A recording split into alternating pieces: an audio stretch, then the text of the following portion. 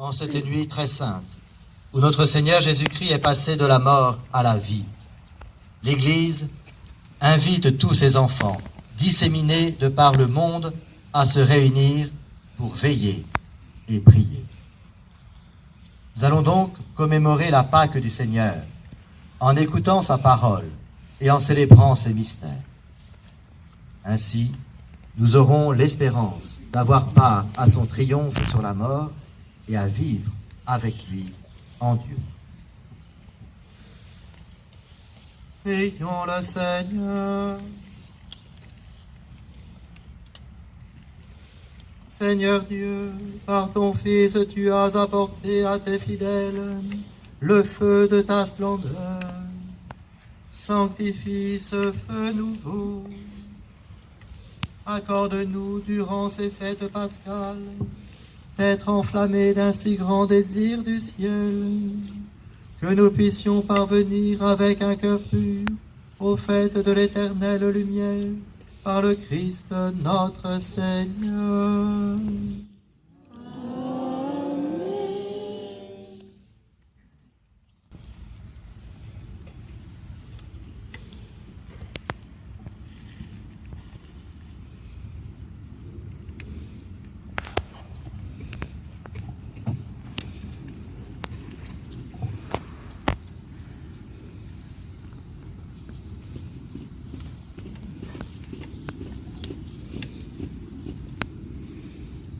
Le Christ, hier et aujourd'hui, commencement et fin de toutes choses, Alpha, Oméga, à lui le temps et l'éternité, à lui la gloire et la puissance, pour les siècles sans fin. Amen. Amen.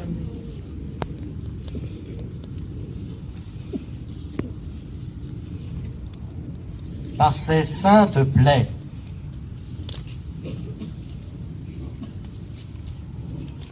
ces plaies glorieuses,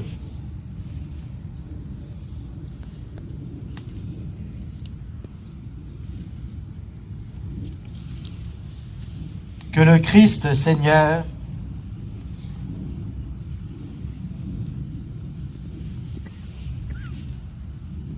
nous garde. Amen. Amen.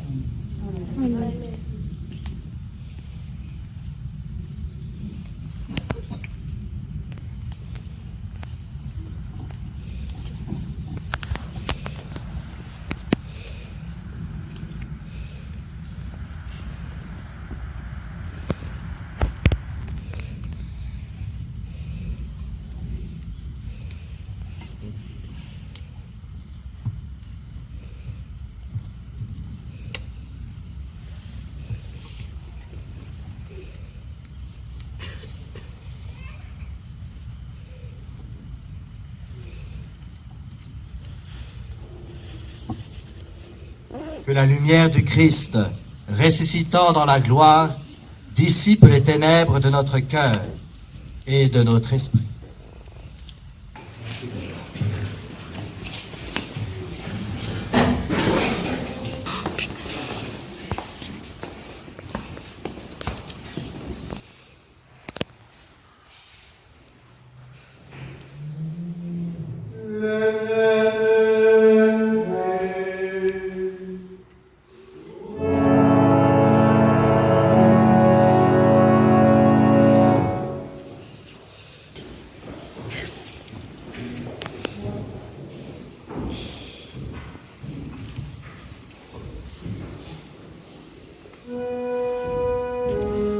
Lumière de Dieu.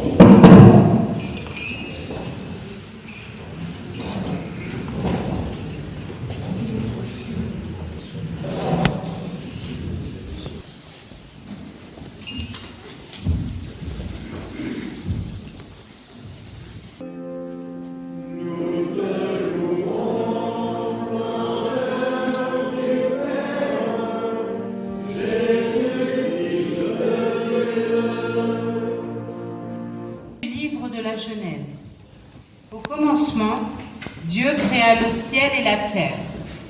La terre était informe et vide. Les ténèbres étaient au-dessus de l'abîme, et le souffle de Dieu planait au-dessus des eaux. La terre s'emplit de tes biens. Bénis le Seigneur, ô mon âme. Ô Seigneur,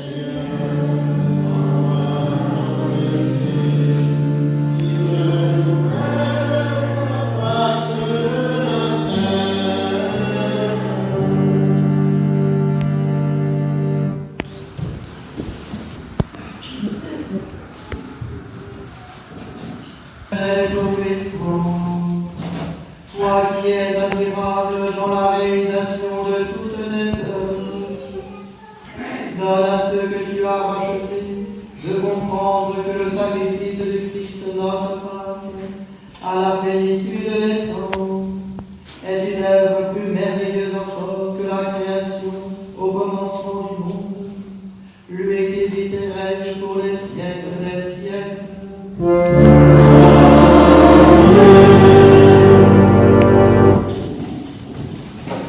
Du livre de la Genèse. En ces jours-là, Dieu mit Abraham à l'épreuve. Il lui dit, « Abraham !» Celui-ci répondit, « Me voici. » Mon cœur exulte, mon âme est en fête. Ma chair elle-même repose en confiance. Tu ne peux m'abandonner à la mort, ni laisser ton ami voir la corruption.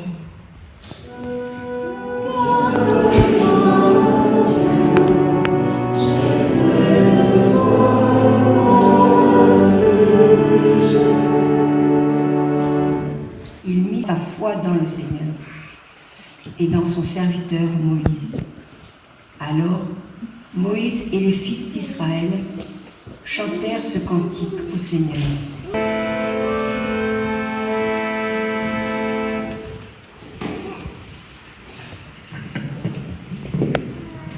chantons le Seigneur car il a fait éclater sa gloire.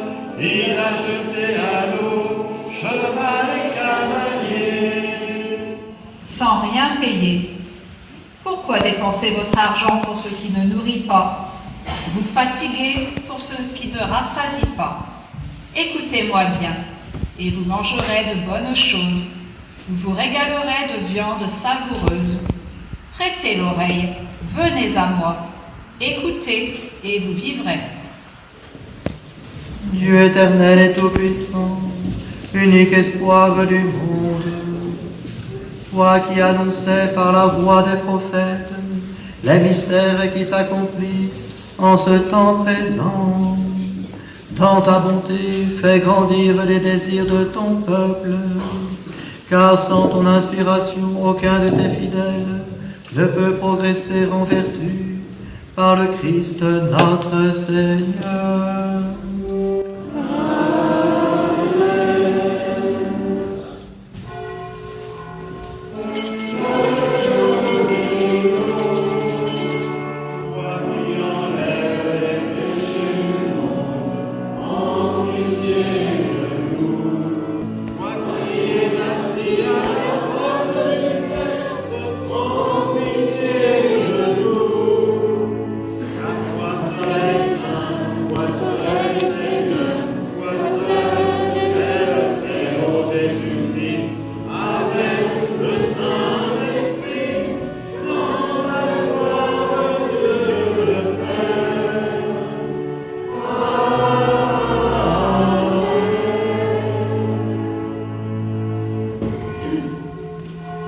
Prions le Seigneur.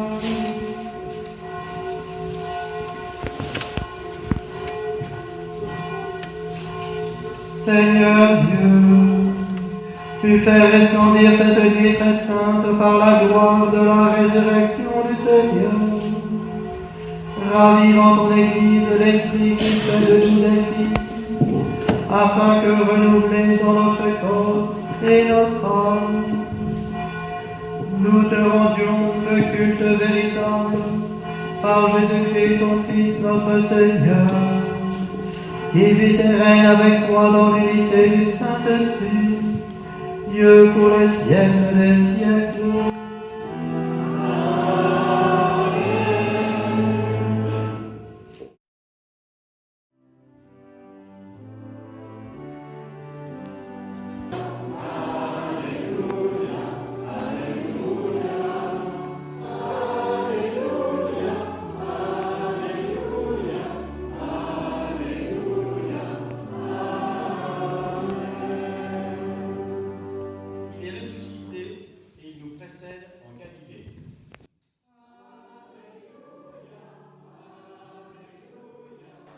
Ce que nous célébrons en cette nuit est un événement et un mystère. Un événement qui s'inscrit dans du constatable, dans des faits précis qui ont bousculé l'histoire de l'humanité. Et il est important d'observer cela dans l'équilibre profond que nous en donnent les récits des évangiles. Un équilibre profond entre ce qui est incontournable et inexplicable, le tombeau vide pourtant gardé, les linges posés miraculeusement sans signe d'extraction du corps qu'ils contenaient. Une énigme que personne ne pourra expliciter ni sur le moment ni plus tard. Il n'y aura pas eu de manipulation. Les faits sont là, dans un certain équilibre de fait entre ce qu'il nous est possible de comprendre factuellement et ce qui reste à parcourir de chemin pour un acte de confiance intérieure que nous appelons la foi.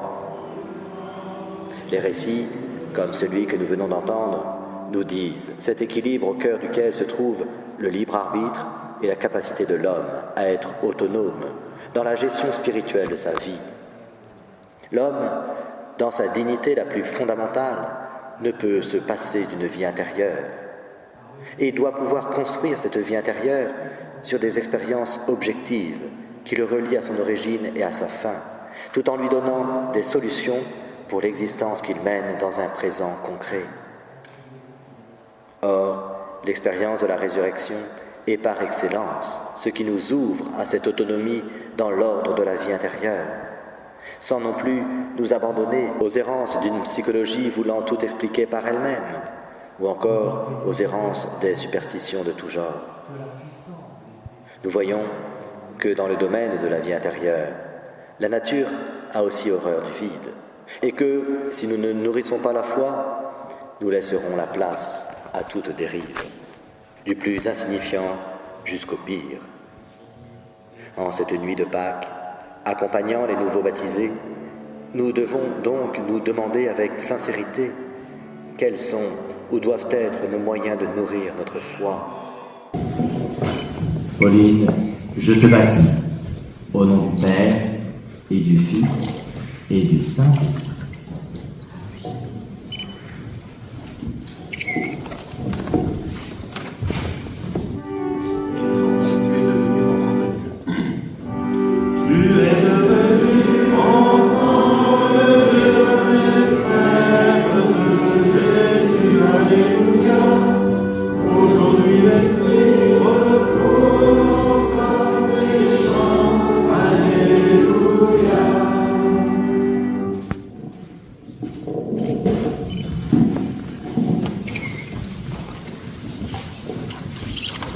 Johanna, je te baptise au nom du Père et du Fils et du Saint-Esprit.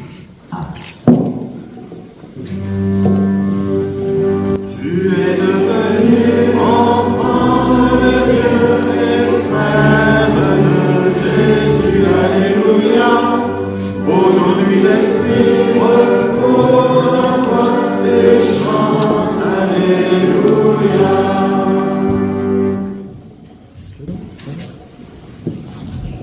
Louise, je te baptise au nom du Père et du Fils et du Saint-Esprit.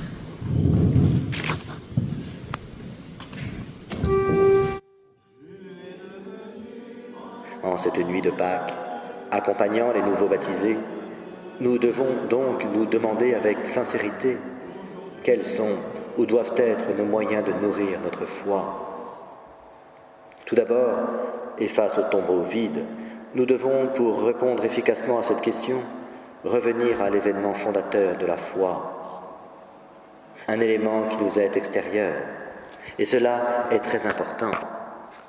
Il n'est pas d'abord question d'un travail sur nous-mêmes, à partir de nous-mêmes. Nous prendrions le risque d'un trop grand subjectivisme. Tout ce qui regardera notre foi et son rayonnement revient au fait de la résurrection du Christ Jésus, revient à un événement historique et à l'amour qui en découle et que notre baptême nous attribue personnellement. Et à partir de cela, nous avons à prendre conscience du don infiniment grand et infiniment singulier que nous avons reçu. Notre vie de foi sera, sous des formes variées et progressives, une aventure dans laquelle cette prise de conscience nous entraîne pour un quotidien passionnant et toujours renouvelé. prendre conscience de l'amour reçu à notre baptême.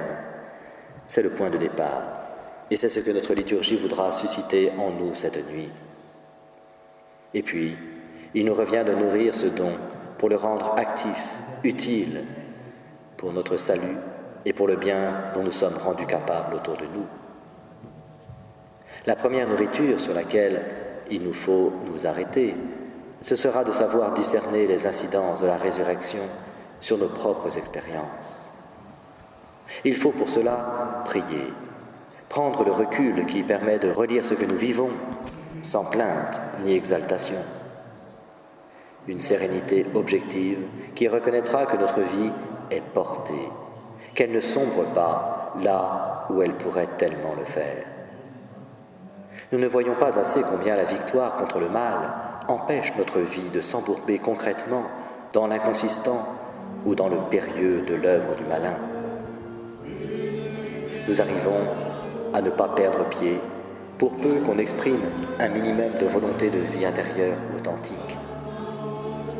Aussi, la nourriture de cette foi, au cœur de la vie intérieure, sera de garder un lien vrai et régulier avec l'auteur de la victoire sur le mal. Nous bénéficions dans l'absolu de sa victoire, mais nous en serons rendus d'autant plus forts que notre relation sera effective avec le vainqueur. D'autant plus que Dieu, puisque c'est lui ce vainqueur du mal et de la mort, d'autant plus que Dieu veut organiser cette relation offerte avec nous. Et plus qu'une relation, c'est une communion dont il nous rend capables en nous rejoignant par les sacrements. Aussi, la nourriture de notre foi, c'est l'Eucharistie, c'est la messe qui rend réellement présent notre Dieu. Il faudra toujours revenir à cela et fonder notre vie intérieure sur la messe. Mais nous ne pouvons pas non plus nous arrêter là. Ce serait trahir notre nature sociale et trahir les commandements de notre Dieu, qui nous connaît parfaitement. Aussi, notre foi doit pouvoir se nourrir de ce que nous donnerons autour de nous. Notre foi, notre réponse à ce Dieu qui nous a tout donné, ce sera aussi de donner dans le concret de nos vies. Car comprendre et accueillir ce que Dieu a fait pour nous, c'est saisir l'exemple qu'il nous livre dans la pédagogie dont il fait œuvre pour nous rejoindre. Et l'exemple de Dieu, c'est l'amour vrai et désintéressé. L'amour qui nous fait nous donner aux autres pour trouver la vraie richesse. Aussi ce soir, en approchant du tombeau vide, demandons au Seigneur de nous permettre de faire cette expérience que les évangiles nous décrivent avec les saintes femmes et avec les apôtres. Faire cette expérience, non pas de la résurrection, mais l'expérience du ressuscité. L'expérience à ressentir dans toutes les fibres de notre être et à tous les niveaux de notre existence. Une expérience profonde et fondatrice que notre baptême nous a déjà donnée, mais qu'il nous faut refaire régulièrement parce que notre nature blessée ne peut la retenir. Cette expérience du ressuscité est à l'origine de notre être racheté et donc sauvé. Mais comme nous ne pouvons retenir par nos sens cette expérience qui est spirituelle, alors il faut simplement et humblement nourrir notre foi, soigner notre vie intérieure et ainsi nous laisser habiter par plus grand que nous laisser habiter par l'Esprit Saint qui vient nous permettre de dire la foi, de professer notre volonté d'être fidèles à ce que Dieu a fait de nous à notre baptême, au nom du Père, du Fils et du Saint-Esprit, ainsi soit-il. Ceci est mon corps livré pour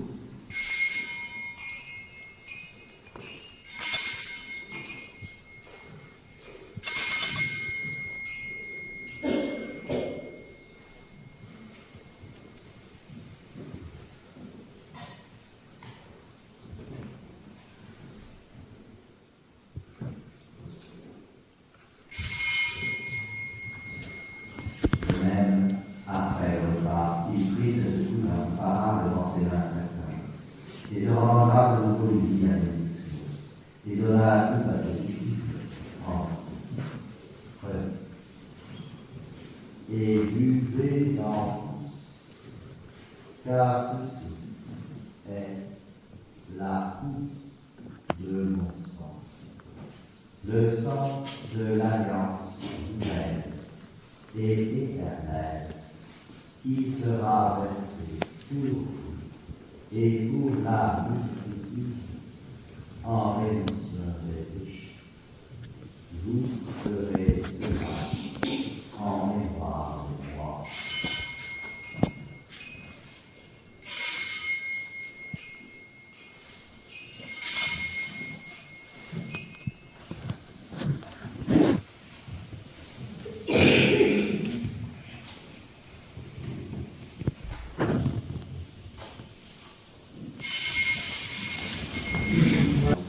Accueille-nous dans leur compagnie sans nous juger sur le mérite, mais en accordant largement ton pardon par Jésus-Christ, notre Seigneur. Par lui qui ne cesse de créer tous ces biens, tu les sanctifies, leur donnes la vie, les bénis et nous en fais le don. Et en lui, à toi, Dieu le Père Tout-Puissant, dans l'unité du Saint-Esprit, tout honneur et toute gloire, pour les siècles des siècles. Amen. Amen. Gloire et louange à notre Dieu. Amen. Amen. Gloire et louange à notre Dieu. Notre Père, qui es aux cieux, que ton nom soit sanctifié, que ton règne vienne, que ta volonté soit faite sur la terre comme au ciel. Donne-nous aujourd'hui notre pain de ce jour. Pardonne-nous nos offenses, comme nous pardonnons aussi à ceux qui nous ont offensés. Et ne nous laisse pas entrer en tentation, mais délivre-nous du mal. Délivre-nous de tout mal, Seigneur, et donne à l'abri de toute épreuve. Nous qui attendons que se réalise cette bienheureuse espérance, l'avènement de Jésus-Christ, notre Sauveur. Que Dieu Tout-Puissant bénisse en ce jour où nous célébrons la solennité de Pâques, et dans sa bonté, qu'il vous protège des assauts du péché.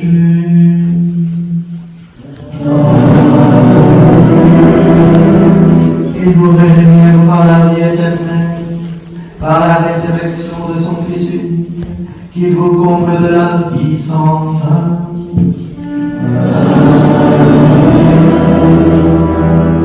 Ils sont finis les jours de la passion du Seigneur. Vous célébrez avec allégresse la fête de Pâques.